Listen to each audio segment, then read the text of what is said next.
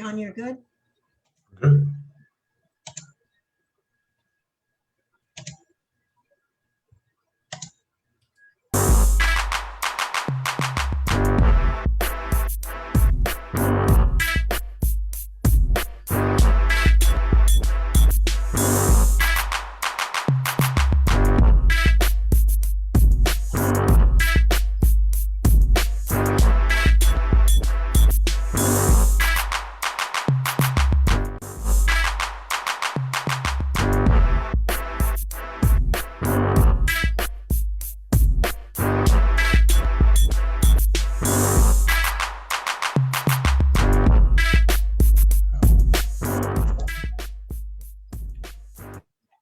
Thanks for joining us today for Master Coaches Wednesday Weekly Buzz and our after show Buzz Reaction. I'm Ruth Nelson, joined by Hall of Famers Mick Haley, Bob Bertucci, and Brian Gimolero, bringing you the most current issues and trends in volleyball.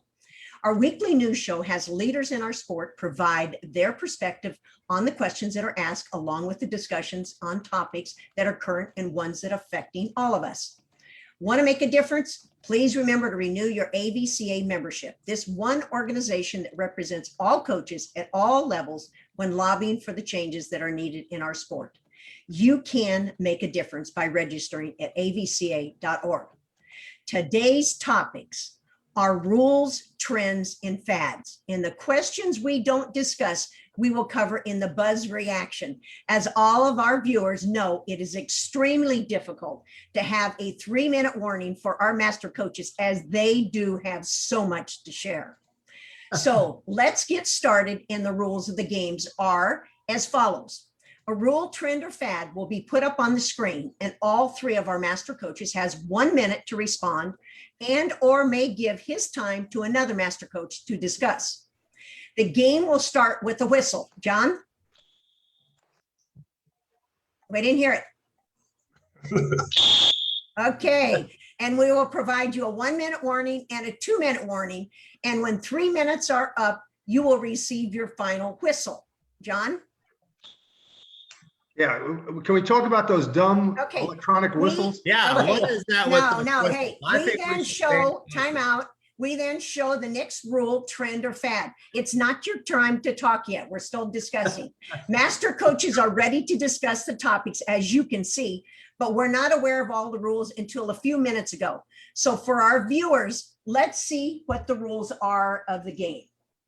All right, rule 1. Let me get that up there so we can all see that. So our master coaches especially. Rule 1, 3 minutes for each topic. Rule 2, referee whistles and begins the topic. Rule 3, 1 minute and 2-minute warnings. Rule 4, you may use your minute or pass it on. And 5, referee whistle ends the 3 minutes. All right, now let's hear the rest. However, next week, we will have some guests that will be enlightening us on what the rules interpretations really are. So let's have some fun with master coaches. Mick, Brian, and Bob, are you ready? This is as bad as the challenge rule. There's it takes too much time. Okay, remember, we do not decide who goes first. It is teamwork among the 3 of you. Oh. John, let the games begin. Challenge 1. Item 1, challenges. All right, Mick, you already started to address the challenges. All Hey, right, how long it takes. with that. You go. All right, well, I mean, they take an incredibly long time, all right, for the challenges. I think we have to find a way to streamline it. All right, one of the ways, of course, would be just having another official at the camera and let that official make the decision if it goes to a challenge. We only have bad examples in sports for challenges. In football, they put their head under a canopy, which looks and takes a long time and is ridiculous.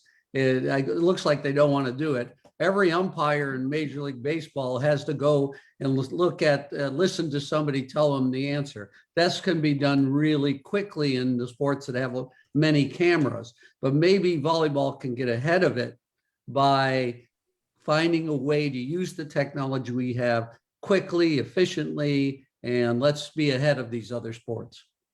Well, 1 minute. 1 minute. the 1 minute. The excuse has always been that we don't have a good enough video to get it back fast enough. I don't want to talk about that on the challenges. I want to talk about why the officials can't run across the floor and run back to their position, why they have to walk and saunter over to the thing, walk over, then they got to talk to 3 more people and have a discussion, then they got to come back, and then at the end of the challenge they make a decision, and then you know what happens? There's another 30 seconds to a minute and a half discussing why they made that with the coach that didn't win. So I think the challenges really need to be looked at. There's a lot of parts of it besides just looking at the camera. Well, we have extra time.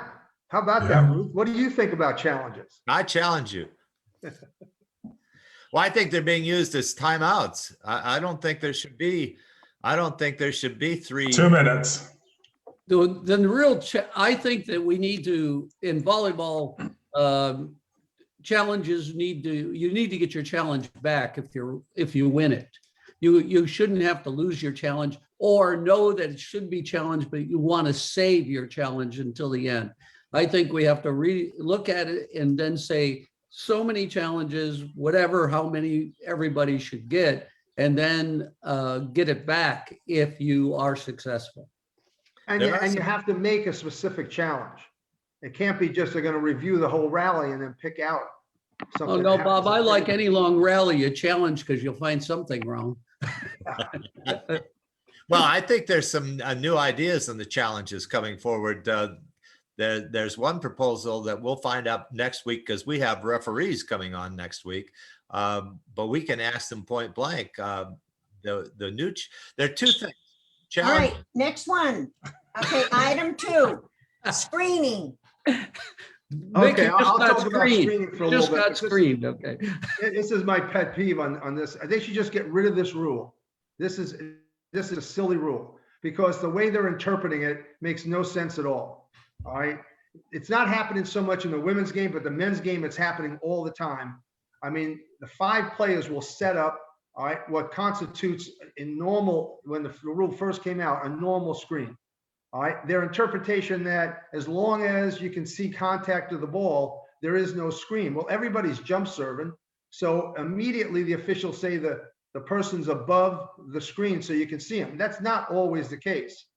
But the players still continue to set up that screen. Well, they wouldn't do it if there wasn't anything of value happening prior to the contact. The approach angle the guy is coming on, all right, the toss of the ball, all right. I mean, there's a lot that happens prior to the contact, the speed of the arm. 1 minute. 1 minute. Okay, next person. The thing I love about screening is this. I think it's a good thing. I like to have it out there. You know what happens? You set up your screen, you move it over, the server goes back, and she never serves over the screen. She always serves the left or right of the screen. And it is the funniest thing I watched all fall and this spring. There was not one time that I saw somebody serve over the top of an actual screen. They served around it or did different places, and the screens moved all over. So it was pretty funny from my standpoint. I just think that everybody could assume a normal position, and if they're not in a normal position getting ready to block or play defense, it should, you can't do that. Don't play with the game. I don't like it. The only place there should be a screen is around the court so I don't get hit with the ball, So that's 2 minutes. 2 minutes. Well, I just Brian, think they either have to allow the screen and say there is no rule against screening, or they need to change the interpretation of the rule, because what the interpretation is now, as long as you make contact, I mean, I just think that's basically your screening. No rule, then can we go piggyback on no rule? Can you go piggyback on guys as long as you don't overlap? Is that it? That's what's going to happen next, because we haven't had a rule for that yet. I was told the reason they're screening, they're not really screening. They're trying to protect the back of their head when the server hits them in the back of the head. Yeah, maybe. Well, that's true too. That's but protection. But they're covering up about a third of the court, and it does affect your ability to receive. Right. And It should be, they should outlaw it, in my opinion. They got. I don't care if you they outlaw it or they don't outlaw it. Yeah. I'm okay with it. It's just that don't have a rule. Okay, and here not we follow it. go. Item 3, power tips. All right. Really That's neat. another great one. We're going back to 1967, 68, and 69. John Stanley and John Ahlstrom came back from the World Championships in men's volleyball. And the only thing, and they're both the tallest players in the game at that time at 6'8" and 6'9", or 6'7" and 6'8". And they started throwing the ball around. The problem with this throwing the ball, and I'm talking about literally slam dunking the ball. The problem with that is two things. We didn't want that at that time because we were trying to convince everybody to play the game with skill. And secondly, it takes a whole different defensive philosophy to handle a thrown ball as opposed to a hit ball or a tipped ball. And so you have to change how you teach. Now, maybe over time, if we wanted to do this, we could teach techniques differently so we could get those. But Brian always says in defense, you've got to be moving anyway. And so 1 minute. Minute. I defer. You're done. All right, guys. Well, I think it's a very difficult rule to interpret. You know, what is a legal tip and when is it illegal? It also is a very difficult ball to dig. The power doesn't come from the ball then. It comes from the defender, and it's very difficult to dig that ball. Also, it tells you something about, instead of power to your spike, and it tells the hitters something about quickness to the floor. So we need to look at that. Is a dog barking because of what I'm saying? Is that? Yeah, I was going for that power.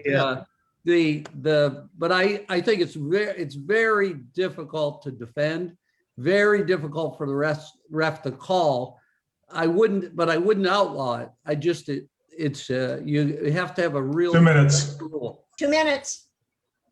Okay, well, I think the issue is, right now, the rule is anything goes. I mean, Mick shared with me a video, I wish we had it to put up, where the setter literally grabbed the ball with 2 hands and threw it to the floor in an international match, highest level match. And it was not called.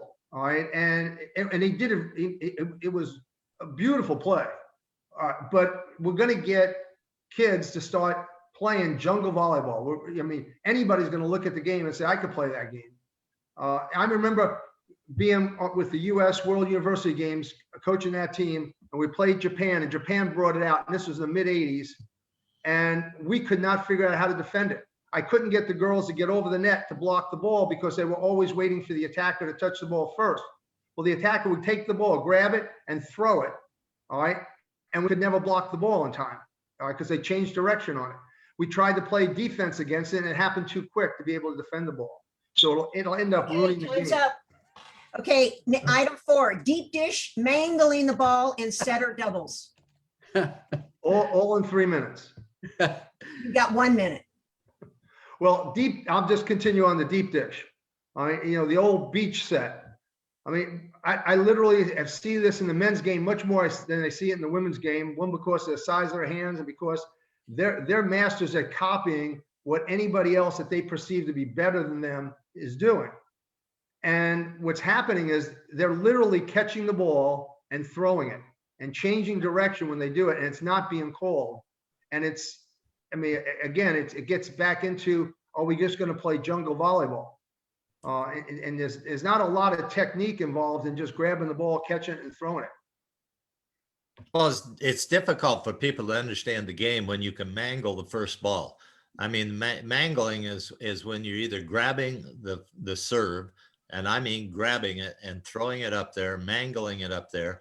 They give you a free ball, and you can still mangle that because it's the first ball. But then they call a double hit on a set that maybe has forward spin, but not side spin. A lot of people want to take the officials out of the game and not have those calls because the theory is that if you don't handle the ball with skill, you're not as accurate. And if you're not as accurate, you penalize yourself, but with double hits or mangling the ball. That would take away from coaches throwing their hands up on the sidelines or running out to the 3-meter line to wait to see if they win the rally or not, to protest and all of those things. Those are situations that everybody's going to have to make a decision on here pretty soon, because it looks like they're going to the end result, meaning the kill, not what leads up to the kill. Skill to the kill. 2 minutes. Okay, 2 minutes. I really think that it's all sports face the problem of what to call and how to define what is legal and not legal. It's just very disappointing to me to see the skill go away from the game. You know, I use the example that when we started in volleyball and people would watch it, they would really be impressed looking at it and saying, what is this game? I mean, what's going on? And it's a thing of beauty to manipulate a ball that cannot be stopped, and you don't have a bat or a racket. You have to just use your body to manipulate it when they're hitting it. And it's an amazing game because of that. I always use the example that, you know, the guys in the bar watch a real game of volleyball and think, wow, that's amazing. Now they watch a game of volleyball and think they can play it. They think they can just go out there and start playing because you can do anything with the ball. And it kind of looks like that. And so it takes away Okay, from the game. that's it. Okay, item 5, substitutions and numbers of substitutions. Well, I'll speak on that because I think, you know, in the women's game, you have 15 substitutions. In the men's game, which is international rules, you have 6 substitutions. The women's game stops an awful lot for substitutions. The men's game does not stop that often for substitutions. It goes a little faster, but you don't have as much strategy from the coaching standpoint because you can't sub a little bit more.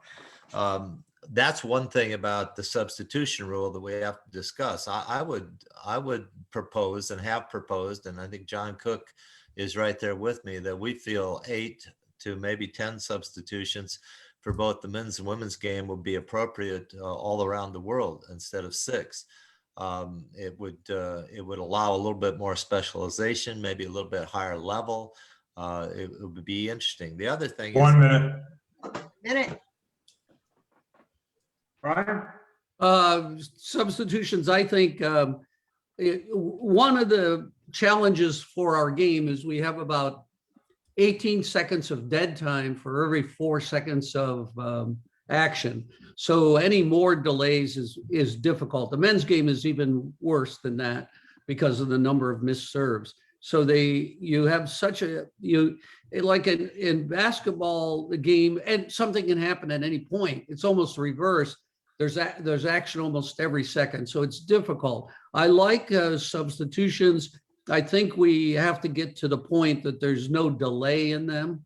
And now you have a libero and you have all these subs. And I just, you know, I think we just have to speed up because any more delay in a game that has so much stop time anyway is a potential problem for our viewers. 1 minute. Well, you know, in substitutions, you know, the women's game, it's so different. I mean, having 15 substitutions, it allows for, you know, a specialization to the nth degree. All right. And that's really good for the weaker programs because you can get specialized players and be able to still be competitive. And then switching now over to the men's game and all of a sudden only having 6 substitutions. I felt like there was not a whole lot for me to do. I had my 2 timeouts and, you know, a couple of substitutions. Other than that, you sit there and hope for the best. So if you don't have top level players, you're not going to be able to compete because you don't have those big all around players. And where the number of substitutions. That's the problem, huh? Yeah, it is a problem. Yeah. Well, you didn't make many coaching errors, Bob. You didn't. Well, that's true. But at least I'd like to have some control of what's going on. All right, that's it. Okay, item 6. Different rules across levels. Well, I mean, we're just finishing up on the substitutions. It's the different rules. Why don't we just get one set of rules for all the teams? You know, it would be better prepare players to play the international game. And I realize that's a small portion of the players. So maybe it has to be a middle of the road, like a compromise, like Mick was talking about. All right, for all the men's, women's, junior play until they make the move to international, but it be closer to the international game. If you don't think we can change the international game, they went to the Libro because that allowed specialization for the teams that didn't have 6-9 people in their country. All right, but right now the number of substitutions and just a difference in rules from one group to another makes it real difficult even for the officials to be consistent. 1 minute. No, I'm going to jump in on the rules because why is it that the men can chase all over the stadium for an errant ball and bring it back and keep it in play, but we have some kind of limitation on the women because we're afraid they're going to hurt themselves, that they can't run around the court and bring a ball back? Those are the kinds of changes in rules that I don't understand. And are you saying by making these rules that women can't play safely and do those kinds of things? I would challenge that a lot. I also think that in some cases it would behoove, because of the size of the players, it would behoove the men to have a different backcourt line instead of a 3-meter line, maybe a 4-meter line or a 5-meter line instead of a 3-meter line, because of the ability that they have to jump and 2 minutes. 2 minutes. way beyond that line. So think about that. I think that rules should not be the same. The rules should be completely different. I was upset as a coach that so many rules came down for men's international volleyball, and they were first there and then went into collegiate and even into high school.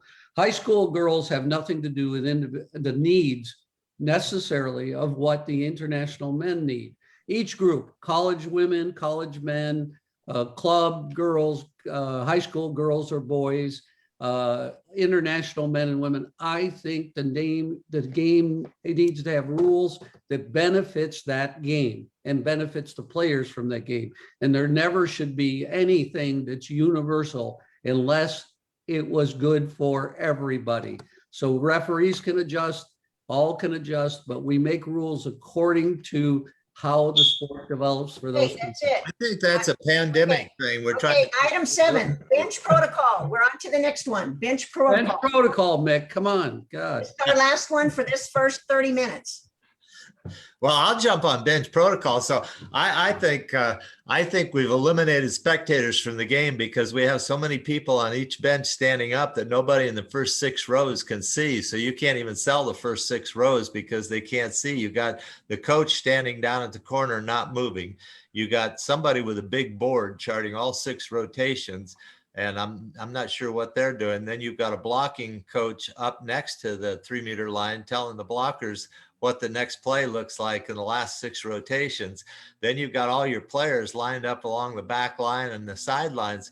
I mean, if I'm trying to promote our game, I'm eliminating the first 6 rows for spectators, and I'm selling the higher cost seats at 8, 9, 10, and 11 so they can see over all these people.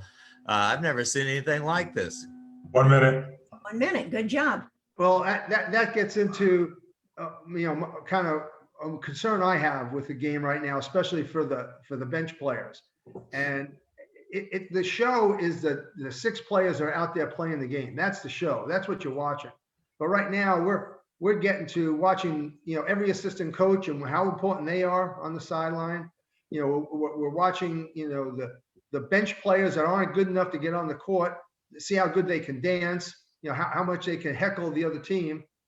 Almost to the point where it's getting unsportsmanlike. I think that stuff's, it's got to be, the game is what we're there to watch, and that's where the focus should be. It shouldn't be on all these other things that are going around, just like it shouldn't be on the referees. We don't need referees. The best referees are the guys I don't even know they were there. All right, and the game was over and I shook their hands and forgot that they were even up on the stand. They said that about coaches too. They're the Yeah. best. Oh, I'm sure they do. 2 minutes. Said Okay, before, 2 minutes. we Brian, wish those referees were not there. Not that you didn't notice them. protocol, what Mick said about the head coach has to decide all the assistants' responsibility and not be a distraction. As far as the way players are acting out of the game now, it's becoming ridiculous. I watch it. It's all like Bob said, the dance moves, who's got the best dance moves, and everybody's fooling around and all that. But I noticed that when the game gets on the line, there's no more dancing. And maybe they need to be a little more focused throughout the match and not necessarily only at the end of the match. I think that the antics are comical, but they're distracting, and they certainly aren't focused on what's going on the next play. If they go into the game, what they're looking for, and are they getting ready? And my answer is no way. Okay, that's it. All right, that ends our first half of the show. We will handle items 8 and 9 for the second half. However, Mick, you got a chance to talk about next week's guest. Oh, well, next week's guest, we decided we'd have our say on some of these rules and fads to start with, but we're bringing in the real culprits, getting them all in one room. Next week, we've got Joan Powell coming in from the Pac-12. We've got Ann Pufall, who heads up the officials for the whole country. And we'll try to get one other official to join us. We'll have 3 people, and we're going to give them the platform to have their position on this. You never hear what the officials think. We try not to listen to what the officials think as coaches, but the officials have some pretty good things to say and some pretty good ideas, and it'd be nice for us to question them and see what they've got to say about a lot of these rules. All right, excellent. All right, let's go. Book your Master Coaches custom in-person or virtual clinic today by heading over to our Instagram. Click on our bio and click on the Master Coaches Clinic link. If you ever wanted a fantastic one-day clinic near Abilene, Texas, join us June 5th by registering at AbileneYSA.org. That is Abilene Youth Sports Authority. If you would like to be on our guest list for the Buzz Reaction After Show, please click on the link in our Instagram, Want to Be a Guest, and you will not only receive our updates, your name will be on our guest appearance list. Our weekly Buzz shows are on YouTube, so head over to our Instagram account. Follow us on Facebook, Volleyball Master Coaches, Instagram and Twitter, VB Master Coaches. A special shout out to our partners, SNA Sports and Baden Sports, and thanks to our content providers, NFHS, JVA, Coaches Insider, and AVCA. Stay on Facebook Live after John closes our show today and join our Master Coaches as we continue our game with rules, trends, and fads. Now, let's go to our Buzz and Buzz Reaction digital partner, Dr. John Foreman, who will update us on his most recent interviews. Can I call myself the Buzz Master today after all this buzzing? This electronic whistle? Yes. You were great, John. That was great. Hey, more to You were come. buzzing More to today, come. John. Yeah, well, it's good because I don't know what's going on with my other content because I'm just trying to get through this week and graduation and start my vacation on Monday. So not that that stops anything, as any college coach will know, recruiting never ends. But anyway, we've got 2 more topics, so let's do some more buzzing. All right, let's go.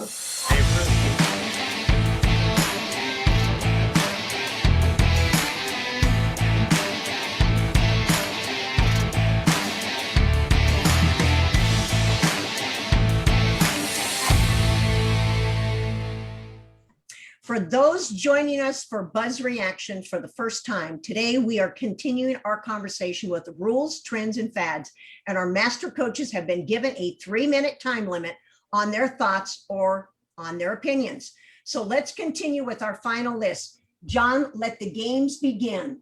Okay, here we go. Coaches box, standing or walking? Well, We I think started you could addressing do- that, right, Mick? yeah, I think you can do anything you want as long as you stay in the box. It's the biggest problem with coaching box is people don't stay in it. It's like basketball. They walk all the way to the midcourt, even though the line's there, and they just kind of see if the referee's going to challenge them or not. It's like a little game they play over there. So it's a second game besides the one that you came to watch. That's interesting. A coach's box, I think, is 5 feet away from the court, and from the 3-meter line to the end of the court. There is good reason as a coach to go down to the end of the court. You like to see what your blockers are doing as if you were in the end zone. You can't get that view from the sideline. And if you're having trouble stopping people, a longer view can give you some real interesting ways to change some things if you can see what's happening. So I like the movement. I like the coaches to be able to get up when they want to. 1 minute. 1 minute. Perfect. Well, I think you're right, Mick. For those purposes, I think it is good to be able to get up and move around, and manage your bench and get different perspective on the game. The thing that bothers me a little bit is when you have a coach go all the way up to the second referee, have a 30-second, 45-second, conversation of, about whatever. All right. Which just basically slows the game down and gives his team another timeout and changes momentum. And they should not be allowed to do that if there is an area that was supposed to be restricted to. Yeah, I really admire a referee who tells person, I'm not talking to you, and waves to the first referee to go. And it would extinguish that behavior you're talking about, Bob. I think it's really is. We don't need to slow it down anymore. I want the schools to all paint that box now in the basketball court. I wanted to paint the volleyball box lines. I thought that would be pretty funny. But I don't like. Sometimes you get closer to the court than you realize, but quickly you see it and move back. Respect the rules and don't take advantage of them.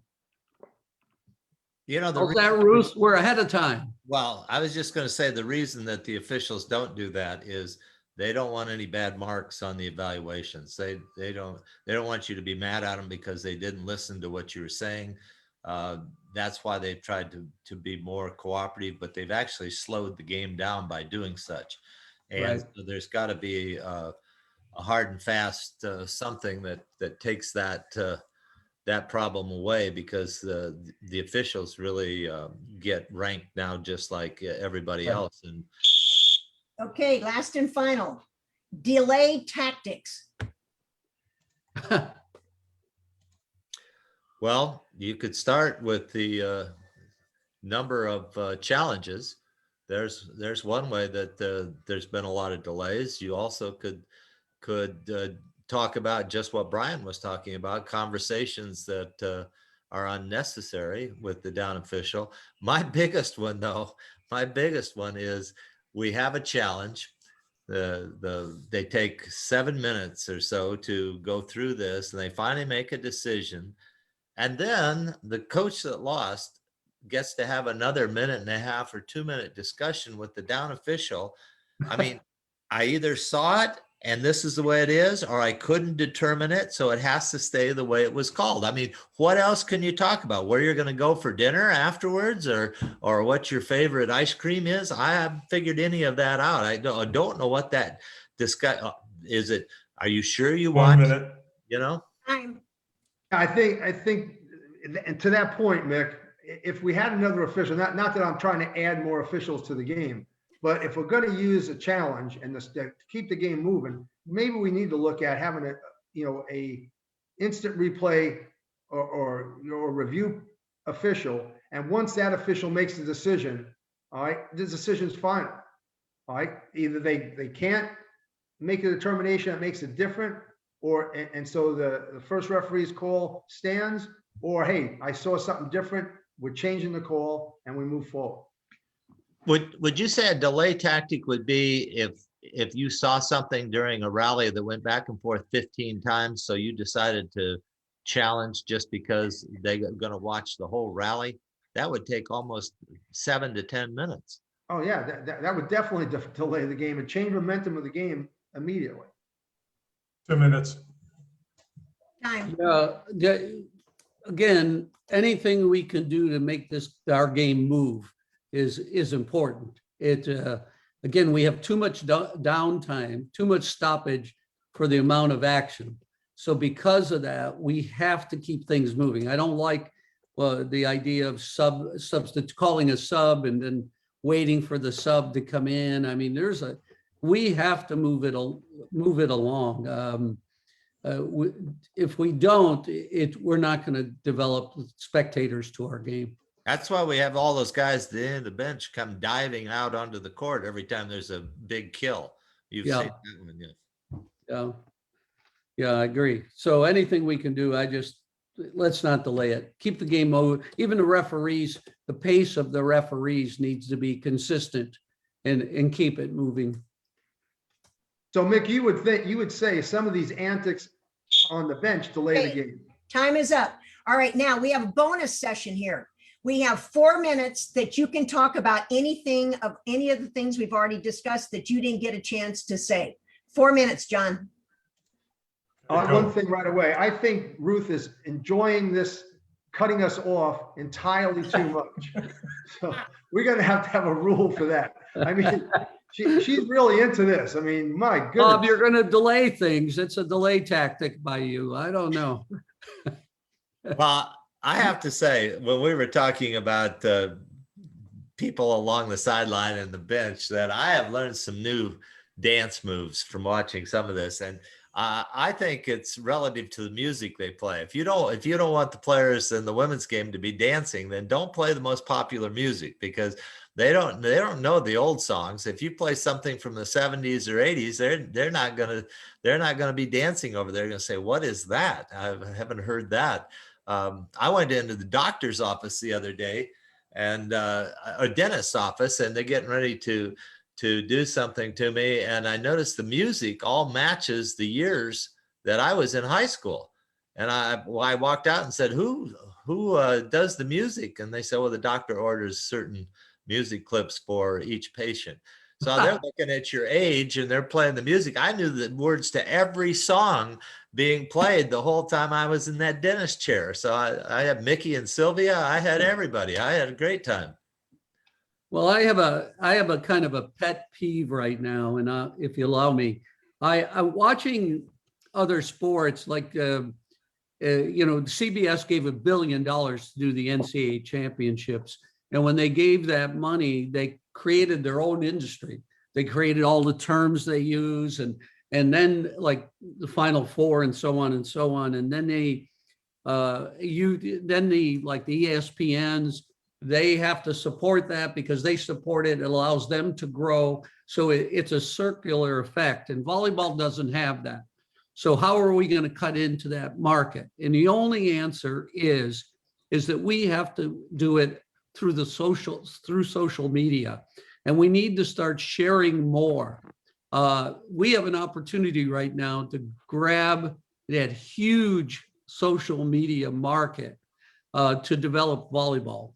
Everybody involved needs to share more of the content that they see on volleyball. And if they do, we could get some following that gets numbers up there that we can start getting sponsorship and more media coverage to be included. But the only option in my mind is to get the social media up. And players, coaches, referees, parents, they have such a following that if we ever could put that together, I think we'd have quite a voice and some strength.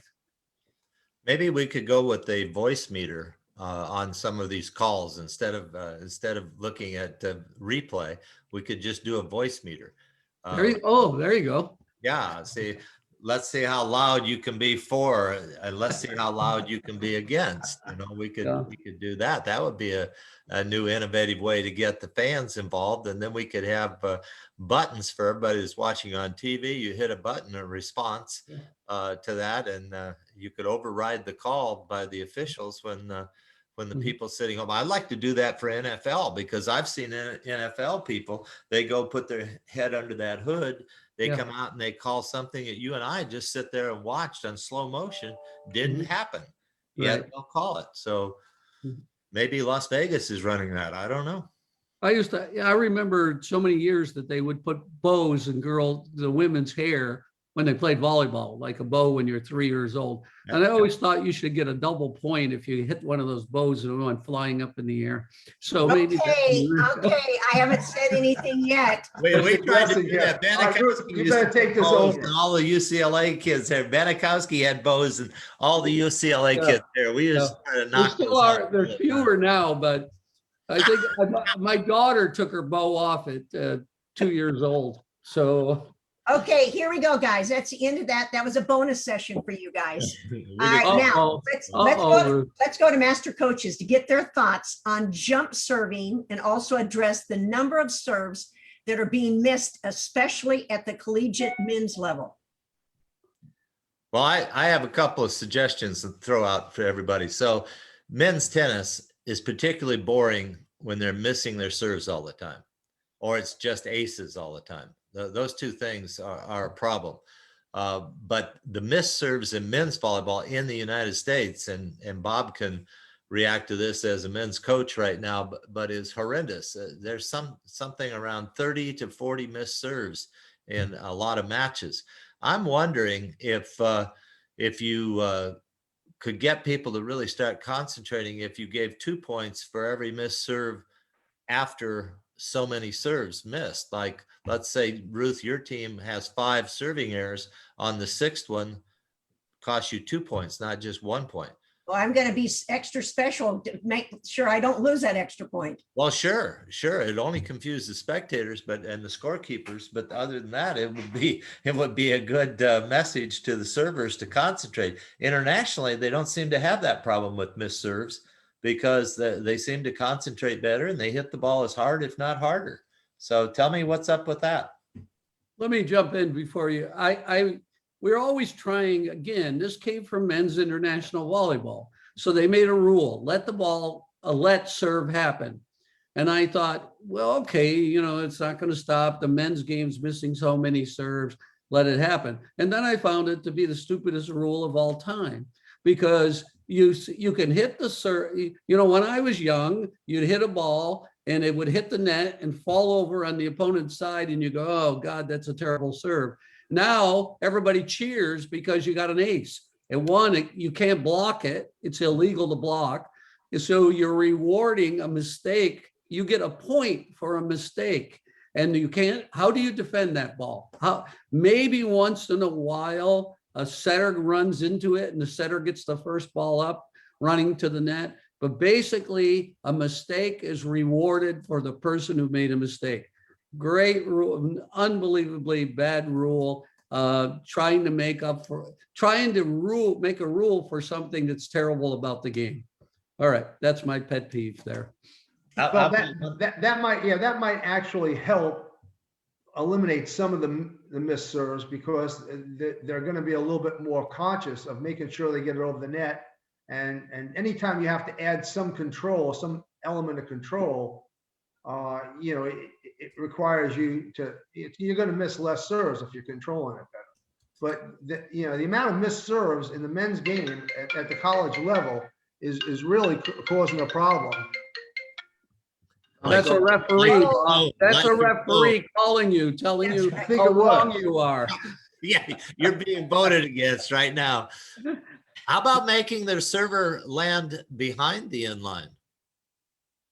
Yeah, and how about my thing about my missed service? Why doesn't it, if you hit let serve and why doesn't it have to follow beyond the 3 meter line, which has plenty of time? Why aren't you lose a point if it falls right over the net and then it's playable beyond the 3 meter line? That was a good suggestion. I kind of like that too. I like that better than landing. My first good suggestion and rules.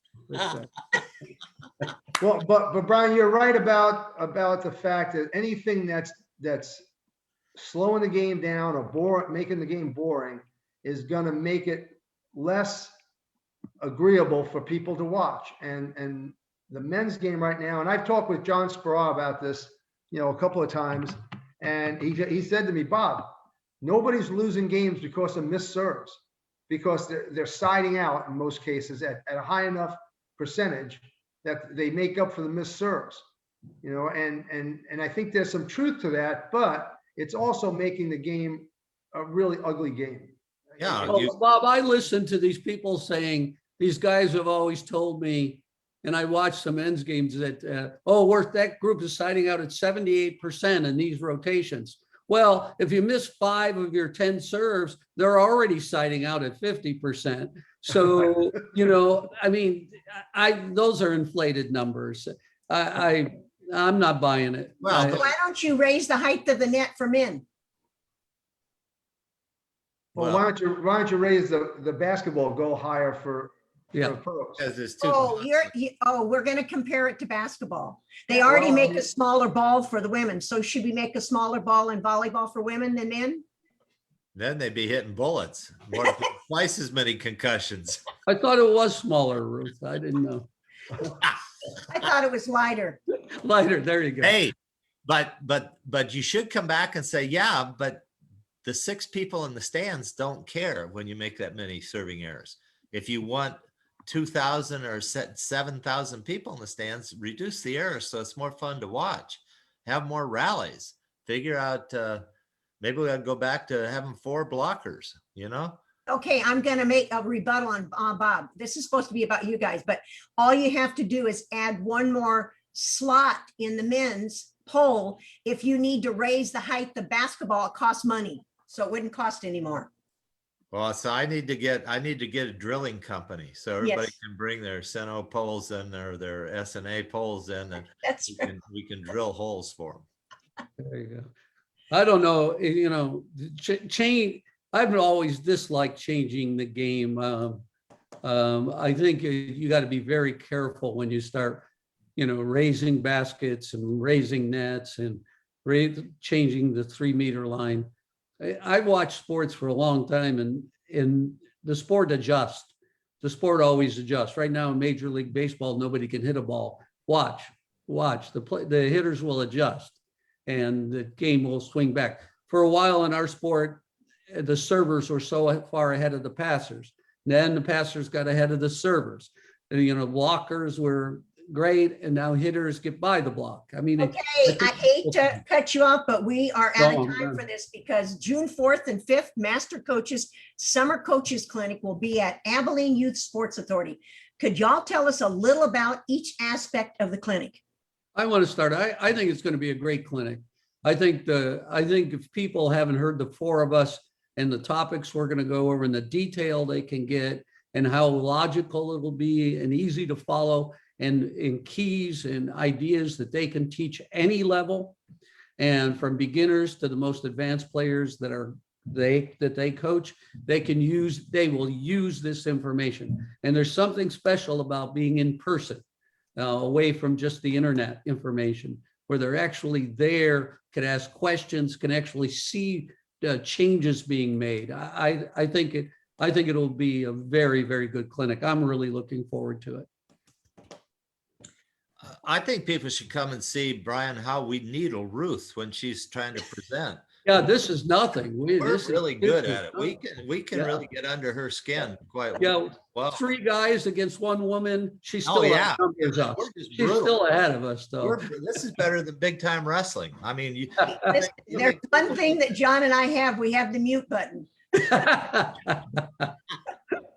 no, we're not doing virtual. That's why Brian said this is live. This is something live, yeah. person here. There's no mute button. That's what we like about it. Well, I think one of the things that's going to be really good about this clinic is we're doing all our championship skill series stuff that we've done before, but now we're adding in how that progresses into systems and team functions, and I'm excited about seeing how we progress the whole thing and working with the people about that. Well, there's a good article that's out. It was on the internet this week, done by Jim Stone, and you probably should read it, about learning theory. But he hits it right on the head. And you heard the people that say, well, if you're not playing 6-on-6, you can't learn anything. And you've heard all of the various ways that people teach. But we're actually using this learning theory that Jim has put out so well in his article when we teach our skills for the most part. And it's pretty systematic, and it starts from the basic and works to the law 6-on-6. And so it's really worth seeing, and it's worth reading that article on the internet also. Well, you know, it's interesting. Sabrina, who is coordinating the event in Abilene with her college experience, and also Kellen, who was on last week, was a former collegiate coach. They both talked, when we talked to them about what would you like to see in the clinic, the things they both immediately, without even thinking, we need to know how to teach the skills. And I thought that was very interesting, not coming from a club coach, but coming from former collegiate coaches who have coached for over 15 years each at their respective universities, said, we need to learn how to teach the skill, not to see the skill, but how to teach the skill. And I think that that's one of the best things that they'll get a chance to see. I get a kick out of not talking about individual development and then building that development from one player to, coordinating players and coordinating skills. I love the idea that's out there now of just, 6-on-6 and play the game, you'll learn the game. Well, play the game, you might get worse, but then does that mean that you only play golf? There's no more driving ranges and no more swing coaches and no more putting greens and none of that? You just go play? Oh my God, what happened? I can just go play golf and I'll learn how. I don't have to do any of this other stuff. Okay, I'm in. If we applied that kind of knowledge, that thought that you could only do it by playing the game, how would you teach football linemen the footwork and the hand position? And how would basketball players work on their footwork and reverse pivots and all of those kinds of things? I mean, it's ridiculous to think. And baseball is even worse. They break it down to, they only will swing when the ball's on half of the plate, their half of the plate, whatever half that is that they've determined is the best. They break it down even more than we ever thought of breaking it down. So if we don't get back to teaching these skills right and getting kids the chance who are even good athletes, to give them a chance to reach their potential. A lot of kids don't ever reach their potential because they go to places that people just use their athleticism and they plateau and they're good, but they never become great. And that's where we're hoping to help coaches become better at that and get the real highest level out of each youngster that they can possibly have. So I think attending a clinic like this is an absolute must. I'm going to give you an example at an undergraduate school, Winston Hill, which some of you may remember. I don't think Brian or Bob will. He was with the New York Jets. He was at school with me and he says, "Oh, Ruth, I can play tennis against you." And I said, "No problem. You want me to teach you a few strokes?" He says, "No, that's okay." And I said, "I need a whole bucket of balls." And he says, "Why is that?" And I said, "Because I'm going to end up having to chase every ball you hit over the fence." Well, he says, "You know what? I can do it. I can hit it in the court." Well, he never hit one ball out of the whole bucket in the court. They all went over the fence. And he says, "Can you now teach me how to hit a forehand so it stays in the court?" So no matter how good an athlete you are, you still need to learn the basic progressions for every skill that you're going to do. Ruth, you remember when Flo and Debbie and Rita and all that used to go around playing guys, and they played men volleyball players. They didn't play guys On off a men's net. Yeah. They played on women's net. From women's net, they played on a women's net, and they would beat them every time. In Pasadena, we used a men's net. Oh, well, yeah, that was when women wore skirts. I don't know what. You've done two things today that deserve a mute. Seriously. The rest of us are much too young to remember that, Well, I lost to Rick's College from Rexburg, Idaho in the National Junior College Championship. And that whole team was wearing skirts. There's no question about that. They beat you anyway. That's right. We didn't wear skirts except in field hockey, and they still do. Go. They still do, yeah. Yes, they do. They're exactly that. Well, Brian, your point, I guess, was when Rita and the girls had beaten the guys, it was because their technique was that much better than the men's players they were playing against. The skill level, you're absolutely right. The skill level was the key. And they could, the block for the men was huge, but they could get by that block. And the men had real trouble passing those serves, you know. They were at a women's net when I watched. Yeah. But it was defense was better. Every part of the game was better. Setting was better. But, you know, I'm not saying they were the best men, but they were good men players. Hey, listen, we played the national team, and my team was made up of Arrows, Mavericks, and my setter opposite me, we were running a 4-2, was Calvin Murphy. And Robert Reed was the pin hitter, and Flo was blocking. And Robert said to me, he says, "Can I just do a 360 and hit?" And I said, "Yeah, but you're going to get the ball back twice as fast in your face." He said, "Oh, no, I'm not." And I said, "Okay, Calvin, set him a ball," because Calvin set in high school. And he says, "Ruth, no, I don't want to set him that. That's going to be embarrassing to us." I said, "Set him." He set him. He did his 360, turned around, hit it. Ball came right smack back in his face. And he turned around. He says, "I think I'll take a set off the net."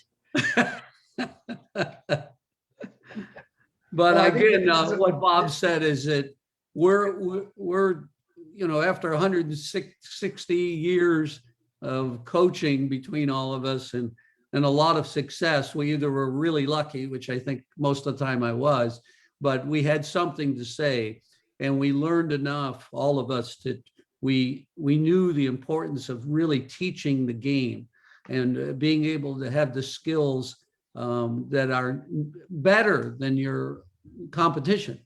And we'll do everything we can to pass those on to the people at the clinic. All right, guys. Well, our time is up. And thanks for joining us today for our extended buzz reaction. We'd like to thank those viewers that submitted their rules, trends, and fads for today's discussion. And don't forget to join us next week to hear the rules experts give us their interpretations and what they see in the future of volleyball. For those viewers that want to be on our Buzz Reaction guest list, jump over to our VB Master Coaches Instagram, go to the bio and click on sign up to be on the guest list. For those coaches that are interested in our consulting services, please email from our link on our VB Master Coaches. Be sure to tell your friends about our weekly news show. And thanks for joining us today, and see you next week on the Buzz. And be sure to sign up for the June 4th and 5th Master Coaches Championship Skills Series Clinic by Mick Haley, Bob Bertucci, Brian Gimolero, and do that by going to www.abileneYSA.org.